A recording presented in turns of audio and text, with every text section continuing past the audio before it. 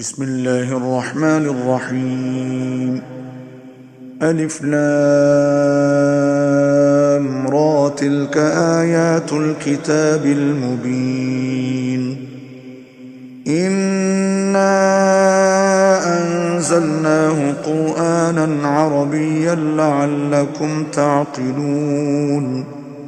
نحن نقص عليك أحسن القصص بما أوحينا إليك هذا القرآن وإن كنت من قبله لمن الغافلين. إذ قال يوسف لأبيه يا أبت إني رأيت 11 كوكبا والشمس والقمر رأيتهم لي ساجدين. قال يا بني لا تقصص رؤياك على إخوتك فيكيدوا لك كيدا إن الشيطان للإنسان عدو مبين. وكذلك يجتبيك ربك ويعلمك من تأويل الأحاديث ويتم نعمته عليك وعلى آل يعقوب كما أتمها على أبويك من قبل إبراهيم وإسحاق إن ربك عليم حكيم. لقد كان في يوسف وإخوته آيات للسائلين إذ قالوا ليوسف وأخوه أحب إلى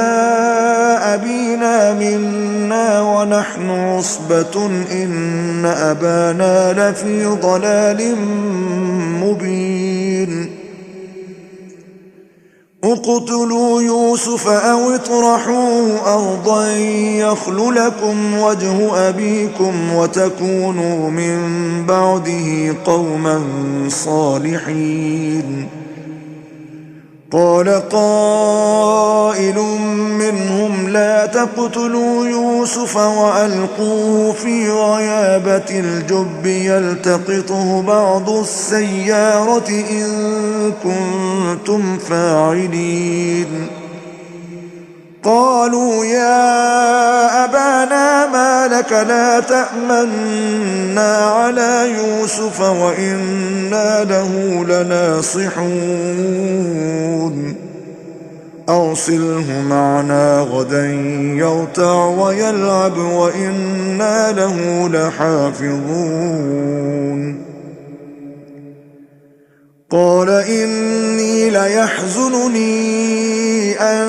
تذهبوا به وأخاف أن يأكله الذئب وأنتم عنه غافلون. قالوا لئن أكله الذئب ونحن عصبة إنا إذا لخاسرون. فلما ذهبوا به وأجمعوا أن يجعلوه في غيابة الجب وأوحينا إليه لتنبئنهم بأمرهم هذا وهم لا يشعرون. وجاءوا أباهم عشاء يبكون. قالوا يا أبانا إنا ذهبنا نستبق وتركنا يوسف عند متاعنا فأكله الذئب وما أنت بمؤمن لنا ولو كنا صادقين. وجاءوا على قميصه بدم كذب قال بل سولت لكم أنفسكم أمرا فصبر جميل والله المستعان على ما تصفون. وجاءت سيارة فأرسلوا واردهم فأدلى دلوه قال يا بشرى هذا غلام وأسروه بضاعة والله عليم بما يعملون وشروه بثمن بخس دراهم معدودة وكانوا فيه من الزاهدين وقال الذي اشتراه من مصر لامرأته أكرمي مثواه عسى أن ينفعنا أو نتخذه ولدا وكذلك مكنا ليوسف في الأرض ولنعلمه من تأويل الأحاديث والله غالب على أمره ولكن أكثر الناس لا يعلمون ولما بلغ أشده آتيناه حكما وعلما وكذلك نجزي المحسنين وراودته التي هو في بيتها عن نفسه وغلقت الأبواب وقالت هيت لك قال معاذ الله إنه ربي أحسن مثواي إنه لا يفلح الظالمون ولقد همت به وهم بها لولا أن رأى برهان ربه كذلك لنصرف عنه السوء والفحشاء إنه من عبادنا المخلصين واستبق الباب وقدت قميصه من دبر وألف يا سيدها لدى الباب قالت ما جزاء من أراد بأهلك سوءا إلا أن يسجن أو عذاب أليم قال هي راودتني عن نفسي وشهد شاهد من أهلها إن كان قميصه قد من قبل فصدقت وهو من الكاذبين وإن كان قميصه قد من دبر فكذبت وهو من الصادقين فلما رأى قميصه قد من دبر قال إنه من كيدكن إن كيدكن عظيم يوسف أعرض عن هذا واستغفري لذنبك إنك كنت من الخاطئين وقال نسوة في المدينة امرأة العزيز تراود فتاها عن نفسه قد شغفها حبا إنا لنراها في ضلال مبين فلما سمعت بمكرهن أرسلت إليهن وأعتدت لهن متكئا وآتت كل واحدة منهن سكينا وقالت اخرج عليهن فلما رأينه أكبرنه وقطعن أيديهن وقلن حاش لله ما هذا بشرا إن هذا إلا ملك كريم قالت فذلكن الذي لمتنني فيه ولقد راودته عن نفسه فاستعصم ولئن لم يفعل ما آمره ليسجنن وليكون من الصاغرين قال رب السجن أحب إلي مما يدعونني إليه وإلا تصرف عني كيدهن أصب إليهن وأكن من الجاهلين فاستجاب له ربه فصرف عنه كيدهن إنه هو السميع العليم ثم بدا لهم من بعد ما رأوا الآيات ليسجننه حتى حين ودخل معه السجن فتيان قال أحدهما إني أراني أعصر خمرا وقال الآخر إني أراني أحمل فوق رأسي خبزا تأكل الطير منه نبئنا بتأويله إنا نراك من المحسنين قال لا يأتيكما طعام ترزقانه إلا نبأتكما بتأويله قبل أن يأتيكما ذلكما مما علمني ربي إني تركت ملة قوم لا يؤمنون بالله وهم بالآخرة هم كافرون واتبعت ملة آبائي إبراهيم وإسحاق ويعقوب ما كان لنا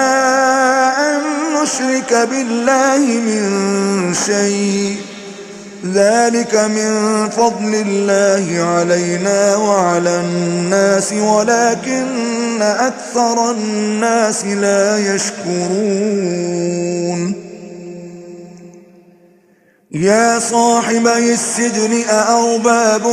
متفرقون خير أم الله الواحد القهار ما تعبدون من دونه إلا أسماء سميتموها أنتم وآباؤكم ما أنزل الله بها من سلطان إن الحكم إلا لله أمر أن لا تعبدوا إلا إياه ذلك الدين القيم ولكن أكثر الناس لا يعلمون يا صاحبي السجن أما أحدكما فيسقي ربه خمرا وأما الآخر فيصلب فتأكل الطير من رأسه قضي الأمر الذي فيه تستفتيان وقال للذي ظن أنه ناج منهما اذكرني عند ربك فأنساه الشيطان ذكر ربه فلبث في السجن بضع سنين وقال الملك إني أرى 7 بقرات سمان يأكلهن 7 عجاف و7 سنبلات خضر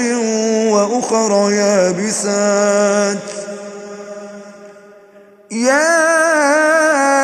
أيها الملأ أفتوني في رؤياي إن كنتم للرؤيا تعبرون قالوا أضغاث أحلام وما نحن بتأويل الأحلام بعالمين وقال الذي نجا منهما وادكر بعد أمة أنا أنبئكم بتأويله فأرسلون يوسف أيها الصديق أفتنا في 7 بقرات سمان يأكلهن 7 عجاف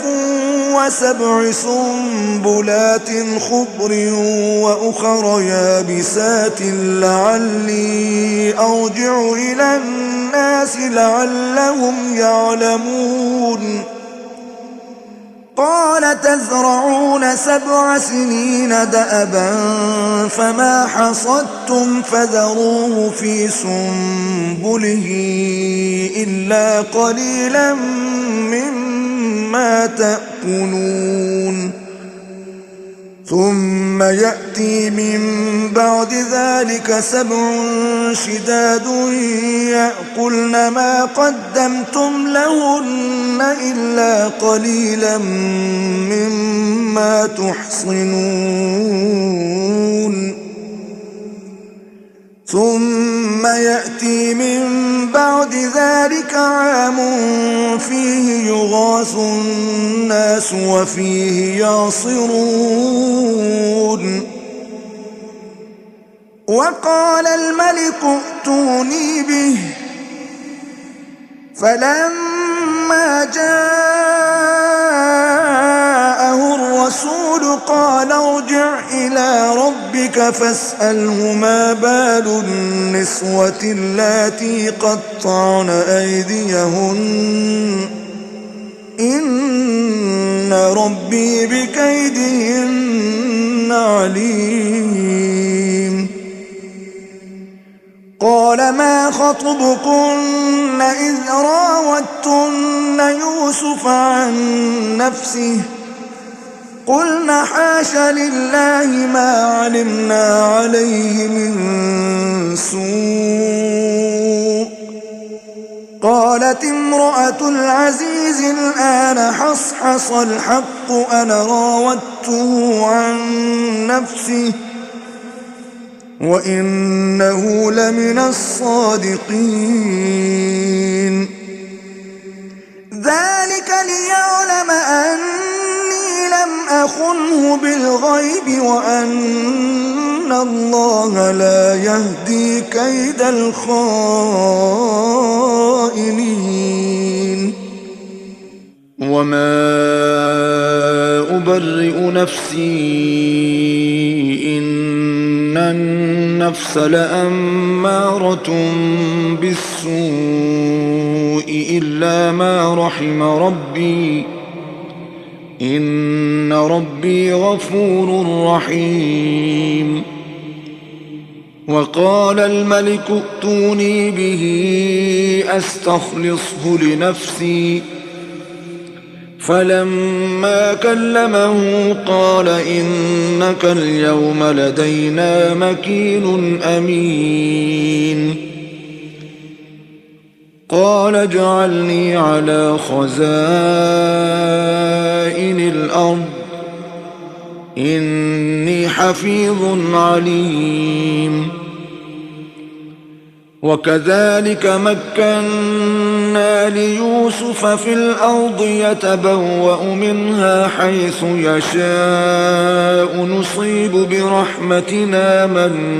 نشاء ولا نضيع أجر المحسنين ولأجر الآخرة خير للذين آمنوا وكانوا يتقون وجاء إخوة يوسف فدخلوا عليه فعرفهم وهم له منكرون ولما جهزهم بجهازهم قال ائتوني بأخ لكم من أبيكم ألا ترون أني أوفي الكيل وأنا خير المنزلين فإن لم تأتوني به فلا كيل لكم عندي ولا تقربون قالوا سنراود عنه أباه وإنا لفاعلون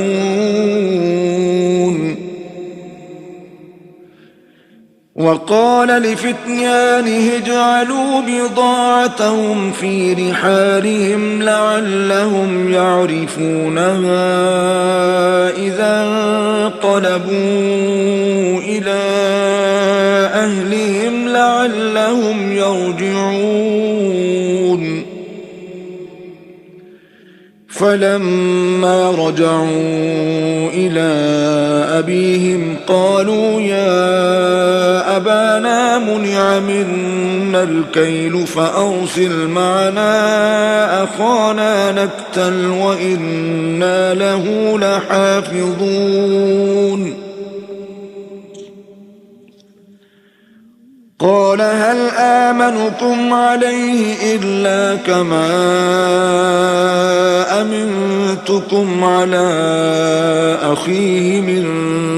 قبل فالله خير حافظا وهو أرحم الراحمين ولما فتحوا متاعهم وجدوا بضاعتهم ردت إليهم قالوا يا أبانا ما نبغي هذه بضاعتنا ردت إلينا ونمير أهلنا ونحفظ أخانا ونزداد كيل بعير ذلك كيل يسير قال لن أرسله معكم حتى تؤتون موثقا من الله لتأتونني به إلا أن يحاط بكم فلما آتوه موثقهم قال الله على ما نقول وكيل وقال يا بني لا تدخلوا من باب واحد وادخلوا من أبواب متفرقة وما أغني عنكم من الله من شيء إن الحكم إلا لله عليه توكلت وعليه فليتوكل المتوكلون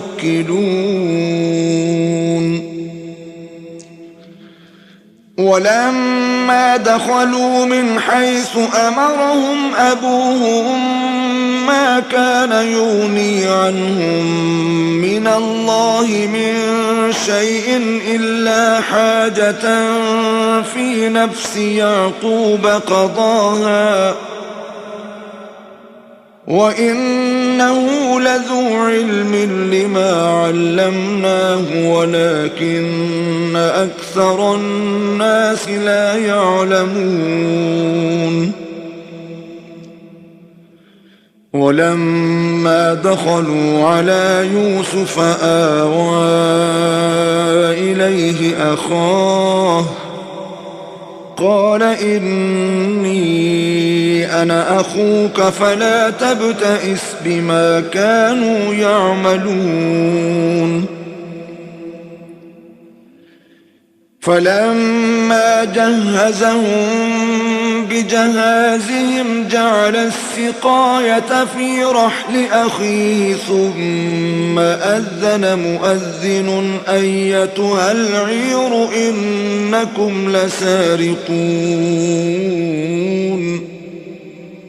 قالوا وأقبلوا عليهم ماذا تفقدون قالوا نفقد صواع الملك ولمن جاء به حمل بعير وأنا به زعيم قالوا تالله لقد علمتم ما جئنا لنفسد في الأرض وما كنا سارقين قالوا فما جزاؤه إن كنتم كاذبين قالوا جزاؤه من وجد في رحله فهو جزاؤه كذلك نجزي الظالمين فبدأ بأوعيتهم قبل وعاء أخيه ثم استخرجها من وعاء أخيه كذلك كدنا ليوسف ما كان ليأخذ أخاه في دين الملك إلا أن يشاء الله نرفع درجات من نشاء وفوق كل ذي علم عليم قالوا إن يسرق فقد سرق أخ له من قبل فأسرها يوسف في نفسه ولم يبدها لهم قال أنتم شر مكانا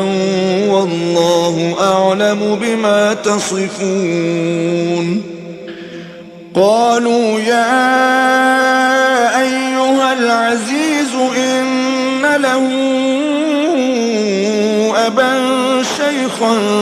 كبيرا فخذ أحدنا مكانه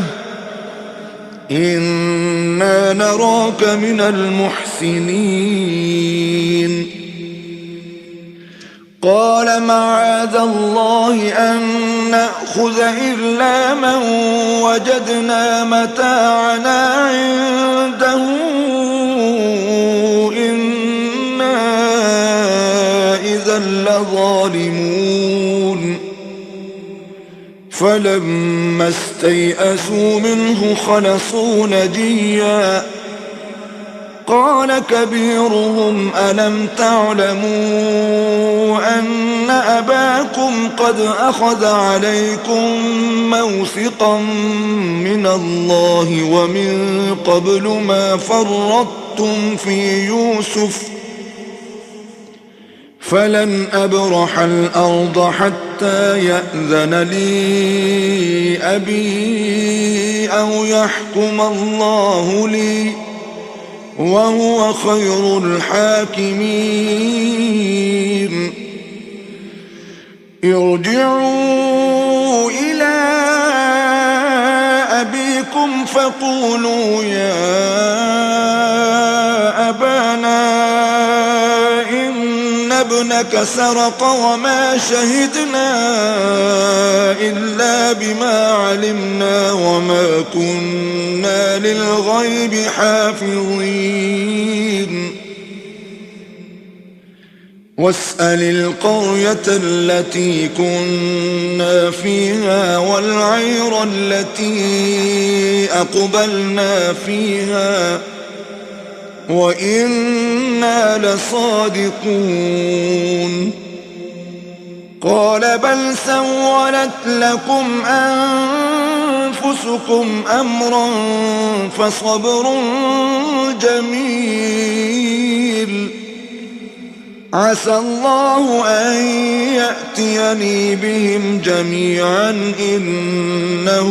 هو العليم الحكيم وتولى عنهم وقال يا أسفا على يوسف وابيضت عيناه من الحزن فهو كظيم قالوا تالله تفتأ تذكر يوسف حتى تكون حرضا أو تكون من الهالكين قال إنما أشكو بثي وحزني إلى الله وأعلم من الله ما لا تعلمون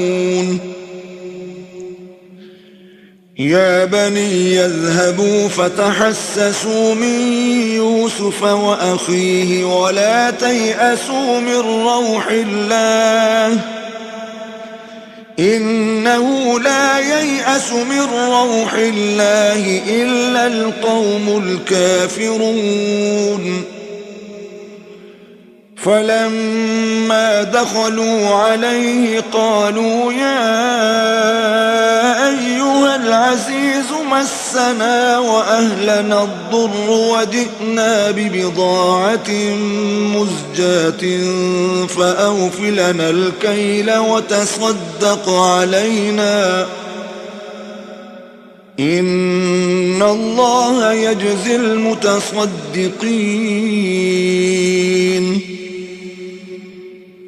قال هل علمتم ما فعلتم بيوسف وأخيه إذ أنتم جاهلون قالوا أئنك لأنت يوسف قال أنا يوسف وهذا أخي قد من الله علينا إنه من يتق ويصبر فإن الله لا يضيع أجر المحسنين قالوا تالله لقد آثرك الله علينا وإن كنا لخاطئين قال لا تثريب عليكم اليوم يغفر الله لكم وهو أرحم الراحمين اذهبوا بقميصي هذا فألقوه على وجه أبي يأت بصيرا وأتوني بأهلكم أجمعين ولما فصلت العير قال أبوهم إني لأجد ريح يوسف لولا أن تفندون قالوا تالله إنك لفي ضلالك القديم فلما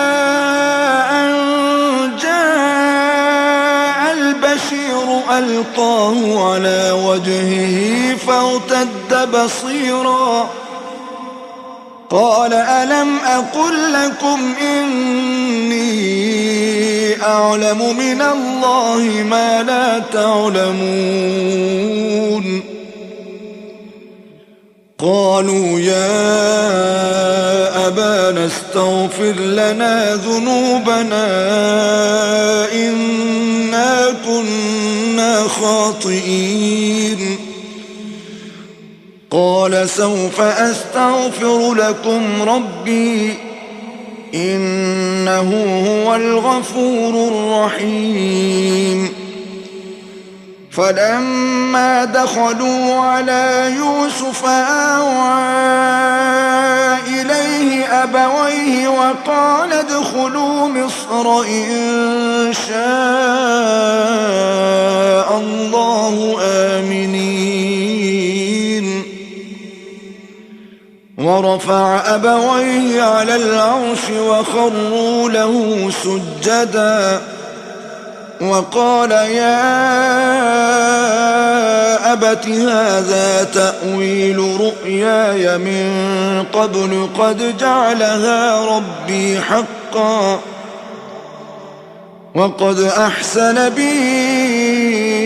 إذ أخرجني من السجن وجاء بكم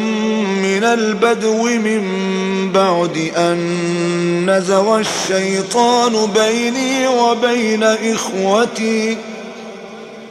إن ربي لطيف لما يشاء إنه هو العليم الحكيم.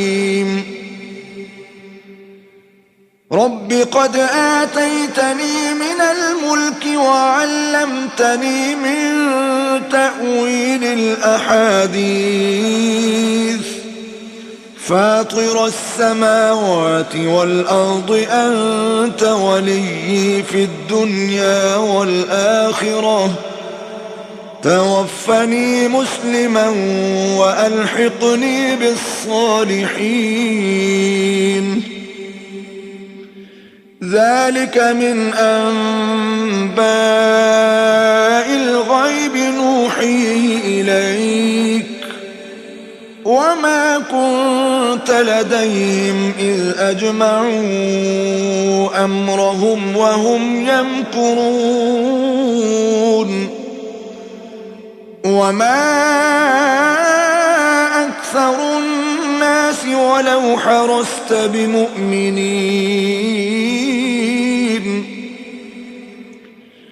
وما تسألهم عليه من أجر إن هو إلا ذكر للعالمين.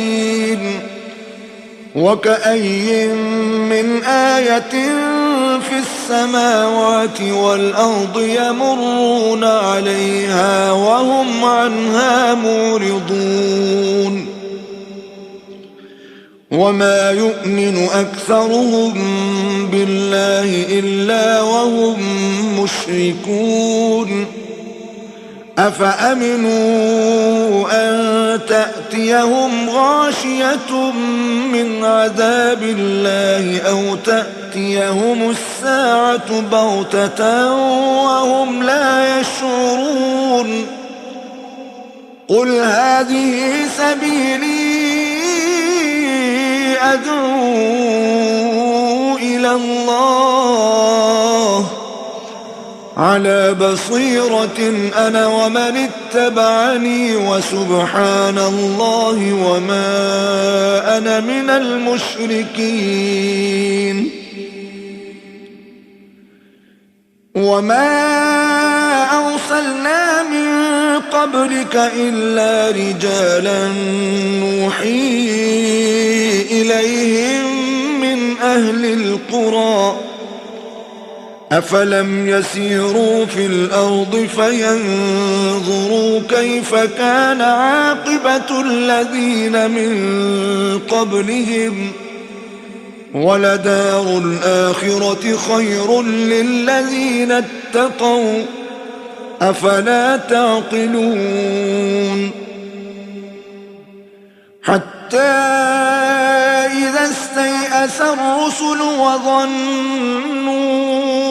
أنهم قد كذبوا جاءهم نصرنا فنجي من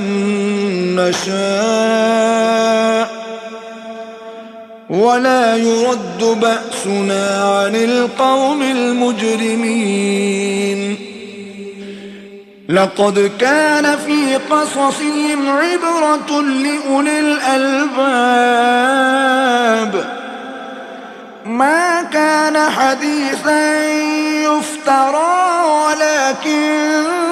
تصديق الذي بين يديه وتفصيل تفصيل كل شيء وهدى ورحمة لقوم يؤمنون.